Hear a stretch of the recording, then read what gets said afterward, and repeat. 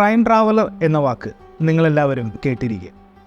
ഭാവി കാലത്തേക്കും ഭൂതകാലത്തേക്കും യഥേഷ്ടം സഞ്ചരിക്കാൻ കഴിയുന്ന ആളുകളെയാണ് ടൈം ട്രാവലർ എന്ന് വിളിക്കുന്നത്. നിരവധി ആളുകൾ തങ്ങൾ ടൈം ട്രാവൽ ചെയ്ത് വന്നിട്ടുള്ളതാണെന്ന് പറഞ്ഞ് രംഗത്ത് വന്നിട്ടുണ്ടെങ്കിലും പിന്നീട് അവയെല്ലാം കെട്ടിച്ചമച്ച കഥകളാണെന്ന് തെളിയിക്കപ്പെട്ടിട്ടുമുണ്ട്.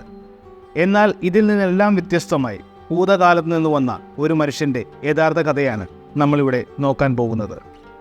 അദ്ദേഹത്തെക്കുറിച്ച് അന്വേഷിച്ച് പുറപ്പെട്ട അന്വേഷണ ഉദ്യോഗസ്ഥർക്ക് അമ്പരപ്പിക്കുന്ന വിവരങ്ങളാണ് ലഭിച്ചത്. സർഗേ പൊനമറൻഗോ എന്ന ആ വ്യക്തിയുടെ നിഗൂഢതകളിലേക്ക് സ്വാഗതം. Welcome to ride for dream.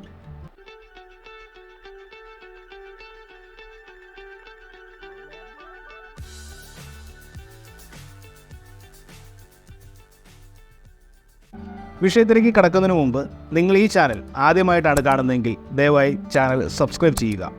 വളരെ വിചിത്രമായി തോന്നാവുന്ന ഈ സംഭവങ്ങൾ അരങ്ങേറുന്നത് ഉക്രൈൻ്റെ തലസ്ഥാനമായ കീവിലാണ്.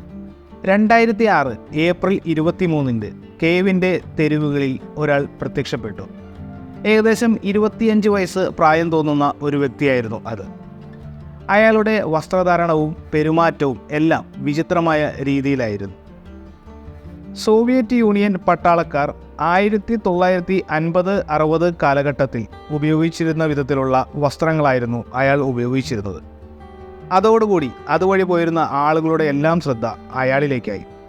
അയാൾക്കരികിലേക്ക് വന്ന ആളുകളോട് അയാൾ പെഷ്നിയ സ്ട്രീറ്റിലേക്ക് പോകുന്ന വഴി ചോദിച്ചുകൊണ്ടേയിരുന്നു. ഇങ്ങനെ ചോദിക്കുന്നതിനൊപ്പവും അയാൾ അതിലെ പോകുന്ന കാറുകളിലേക്കും മറ്റു വാഹനങ്ങളിലേക്കും വലിയ വലിയ കെട്ടിടങ്ങളിലേക്കും അത്ഭുതത്തോടെ നോക്കുന്നുണ്ടായിരുന്നു. അവയെല്ലാം അയാൾ ആദ്യമായി കാണുന്നത് പോലെ അമ്പരപ്പോടെ ചുറ്റും നോക്കിക്കൊണ്ടേയിരുന്നു. അധികം വൈകാതെ തന്നെ ഒരു പോലീസ് വാഹനം ആ തെരുവിലെത്തി. പോലീസുകാരുടെയും ശ്രദ്ധ വളരെ പെട്ടെന്ന് അയാൾക്ക് നേരെയായി. അവർ അയാൾക്കരികിലേക്ക് പോകാൻ തുടങ്ങിയപ്പോഴേക്കും അവരെ അത്ഭുതപ്പെടുത്തിക്കൊണ്ട് അയാൾ അവർക്കരികിലേക്ക് ഓടിയെത്തി. എന്നിട്ട് അവരോട് ചോദിച്ചു, എനിക്ക് വഴി തെറ്റിയെന്ന് തോന്നുന്നു, ദയവായി പെഷ്നിയ സ്ട്രീറ്റിലേക്ക് പോകുവാനുള്ള വഴി പറഞ്ഞു തരാമോ? എന്നാൽ ഈ ചോദ്യം കേട്ട പോലീസുകാർ ആശ്ചര്യപ്പെട്ടു. കാരണം ഇപ്പോൾ കീവിൽ പെഷ്നിയ സ്ട്രീറ്റ് ഉണ്ടായിരുന്നില്ല. വർഷങ്ങൾക്ക് മുമ്പേ തന്നെ ആ തെരുവിൽ നിന്നും പെഷ്നിയ സ്ട്രീറ്റ് പൊളിച്ചു മാറ്റിയിരുന്നു. അതോടെ അത്ഭുതം തോന്നിയ പോലീസുകാർ അയാളോട് അദ്ദേഹത്തിൻ്റെ ID കാർഡ് ചോദിച്ചു. ഒട്ടും മടിക്കാതെ തൻ്റെ ID കാർഡ് എടുത്ത് അയാൾ പോലീസിന് നീട്ടി. അത് പരിശോധിച്ച അവർക്ക് അയാളുടെ പേര് സർഗേ പൊനമറൻഗോ എന്നാണെന്ന് മനസ്സിലായി. എന്നാൽ അവരെ ആശ്ചര്യപ്പെടുത്തുന്ന മറ്റൊരു കാര്യം ആ ID കാർഡിലുണ്ടായിരുന്നു. അതിൽ സർഗേയുടെ ജനിച്ച വർഷം കൊടുത്തിരുന്നത് 1932 എന്നായിരുന്നു.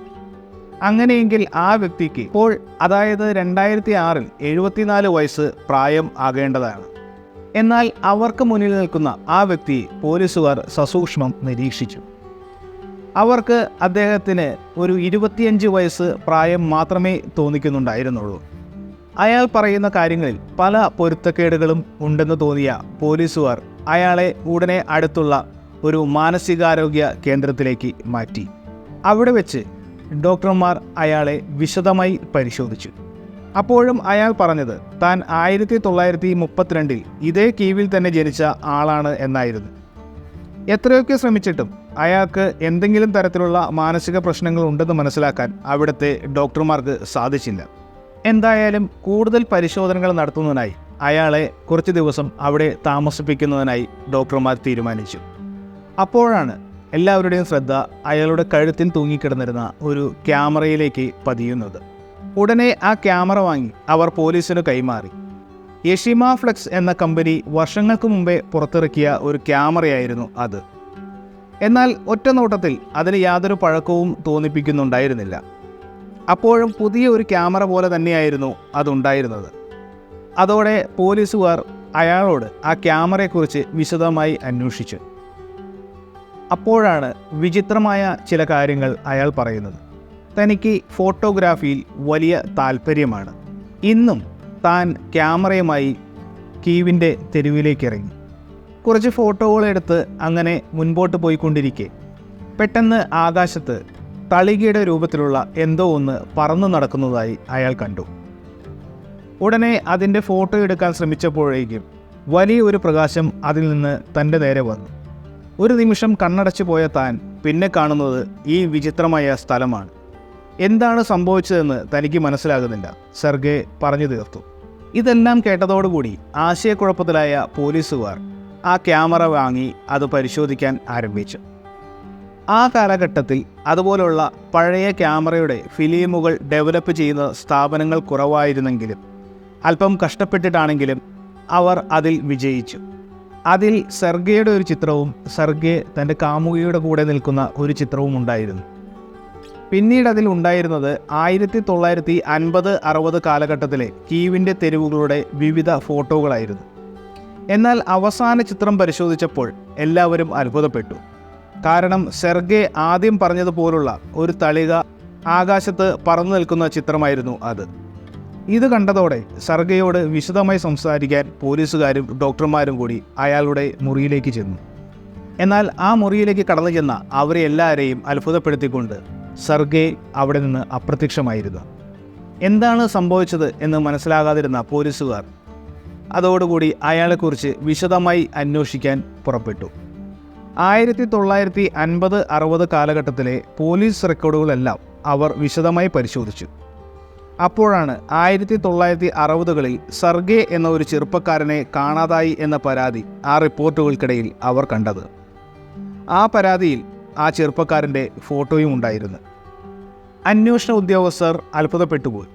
കുറച്ച് ദിവസങ്ങൾക്ക് മുമ്പ് അവർക്ക് മുന്നിൽ പ്രത്യക്ഷപ്പെട്ട് അവരോട് സംസാരിച്ച ആ വ്യക്തിയുടെ അതേ ചിത്രമായിരുന്നു അവർക്ക് മുന്നിലുണ്ടായിരുന്നത്. 1960കളിൽ കാണാതായ ഒരു വ്യക്തി 2006 തിരിച്ചെത്തിയിരിക്കുന്നു, അതും അതേ പ്രായത്തിൽ തന്നെ. ഇതറിഞ്ഞ പോലീസ് ഉദ്യോഗസ്ഥരെല്ലാം ആശയക്കുഴപ്പത്തിലായി. പിന്നീട് പോലീസ് നടത്തിയ തുടരന്വേഷണത്തിനൊടുവിൽ സെർഗെയുടെ ക്യാമറയിൽ കണ്ട ആ യുവതിയെ അവർ കണ്ടെത്തി. വാലന്റീന എന്ന ആ വയസ്സായ സ്ത്രീയിൽ നിന്നാണ് പിന്നീട് പല വിചിത്രമായ വിവരങ്ങളും പോലീസിന് ലഭിക്കുന്നത്. സെർഗെയുടെ ഭാര്യയായിരുന്നു ആ സ്ത്രീ.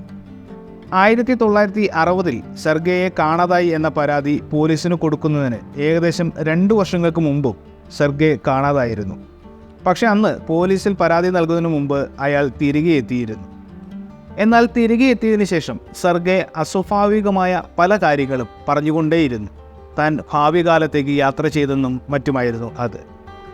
വിചിത്രമായ പല കാഴ്ചകളും താൻ കണ്ടിരുന്നുവെന്നും അയാൾ പലരോടും പറഞ്ഞുകൊണ്ടിരുന്നു.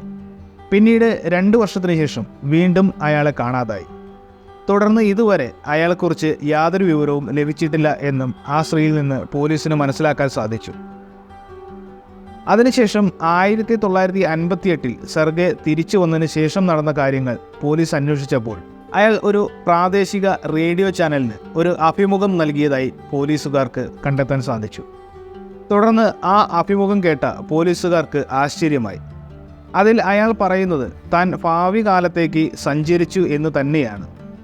ഭാവിയിൽ മനുഷ്യർക്ക് പരസ്പരം സംസാരിക്കാൻ കഴിയുന്ന കയ്യിൽ കൊണ്ടു നടക്കാവുന്ന ഒരു ഉപകരണത്തെക്കുറിച്ചും ഭക്ഷണം പാചകം ചെയ്യുന്നതിനായി സമയം നിയന്ത്രിക്കാൻ സാധിക്കുന്ന ഒരു ഉപകരണത്തെക്കുറിച്ചും അയാൾ പറയുന്നുണ്ട്. തീർച്ചയായും അത് മൊബൈൽ ഫോണും മൈക്രോവേവ് ഓവനുമായിരിക്കും. ഇതെല്ലാം കേട്ട് അത്ഭുതം തോന്നിയ പോലീസുകാർ സെർഗെയുടെ ഭാര്യയുടെ അടുത്തേക്ക് തിരികെ എത്തി. അയാളെക്കുറിച്ച് മറ്റെന്തെങ്കിലും വിവരങ്ങൾ ലഭിക്കുവാൻ സാധ്യതയുണ്ടോ എന്ന് അന്വേഷിച്ച ആ പോലീസുകാർക്ക് മുന്നിലേക്ക് സെർഗെയുടെ ഭാര്യ ഒരു കത്ത് കൈമാറി. ആ കത്തിനകത്ത് സെർഗെയുടെ ഒരു ഫോട്ടോ ഉണ്ടായിരുന്നു. കീവിലെ റിസർവ് പാർക്കിൽ വെച്ച് എടുത്ത ആ ചിത്രത്തിലെ സെർഗെയ്ക്ക് ഏകദേശം 40 വയസ്സ് പ്രായം തോന്നിക്കുമായിരുന്നു. എന്നാൽ എല്ലാവരെയും അത്ഭുതപ്പെടുത്തിയത് അയാൾക്ക് പിന്നിൽ കാണുന്ന ആ വലിയ കെട്ടിടങ്ങളായിരുന്നു. അതുവരെ ആ റിസർവ് പാർക്കിന് സമീപത്തൊന്നും അത്ര വലിയ കെട്ടിടങ്ങൾ ഉണ്ടായിരുന്നില്ല. എന്തിന് 2006 ശേഷം ഇപ്പോൾ 2024 അവിടെ അത്തരത്തിലുള്ള കെട്ടിടങ്ങൾ ഉണ്ടായിട്ടില്ല. അതുപോലെ ആ ഫോട്ടോയ്ക്ക് പിറകിൽ I am good at everything and I will try to come back എന്നും സെർഗെ എഴുതിയിരുന്നു. പിന്നീടും സെർഗെയെക്കുറിച്ച് നിരവധി അന്വേഷണങ്ങൾ പോലീസുകാർ നടത്തിയെങ്കിലും അയാളെക്കുറിച്ച് യാതൊരു വിവരങ്ങളും പോലീസിന് ലഭിച്ചില്ല. ആ ഫോട്ടോയിൽ കണ്ടതുപോലെ ഭാവിയിലെ ഏതെങ്കിലും ഒരു കാലഘട്ടത്തിൽ സെർഗെ ഇപ്പോഴും ജീവിച്ചിരിക്കുന്നുണ്ടാകുമോ? തനിക്ക് തൻ്റെ കാലഘട്ടത്തിലേക്ക് തിരിച്ചു വരാനാകാതെ നിരവധി ചോദ്യങ്ങളാണ് സെർഗെയുടെ ഈ കഥകൾ കേട്ടതിന് ശേഷം പലർക്കും തോന്നിയിട്ടുള്ളത്. സെർഗെ എന്ന ആ വ്യക്തി ഭാവിയിലെ ഏതെങ്കിലും കാലഘട്ടത്തിൽ തിരിച്ചു വരാനാകാതെ പെട്ടുപോയതായിരിക്കും. അയാൾ ആകാശത്ത് കണ്ട ആ തളിക അന്യഗ്രഹ ജീവികളുടെ പേടകമായിരിക്കുമോ? ഭാവിയിലേക്കുള്ള അയാളുടെ യാത്രയ്ക്ക് കാരണം അന്യഗ്രഹ ജീവികളായിരിക്കുമോ? നിങ്ങളുടെ അഭിപ്രായങ്ങൾ താഴെ കമൻറ്റ് ചെയ്യുക. ഈ വീഡിയോ ഇഷ്ടമായാൽ വീഡിയോ ലൈക്ക് ചെയ്യുക. ഇതുപോലുള്ള വ്യത്യസ്തമായ വിഷയങ്ങൾ ഇനിയും അറിയാൻ ചാനൽ സബ്സ്ക്രൈബ് ചെയ്യുക. അപ്പോൾ അടുത്ത വീഡിയോയിലൂടെ വീണ്ടും കാണാം. നന്ദി.